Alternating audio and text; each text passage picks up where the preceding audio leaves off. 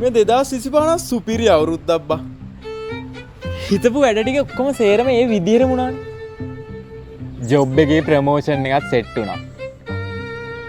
කිල්ලිකුත් හම්බුණා. දෙයනේ කියලා කැම්පස් එකේ එක්සෑම් ටිකත් පාස්. ආසාවෙන් හිටපු වාහනෙත් ගත්තානේ.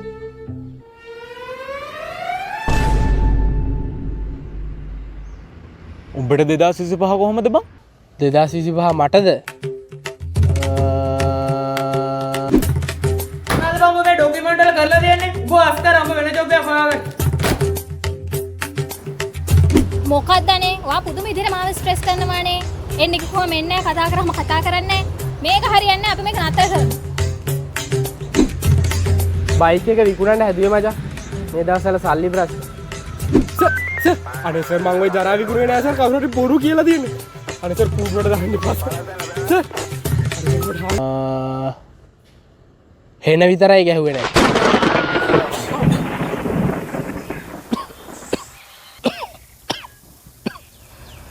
දැන් ඒකත් හරි.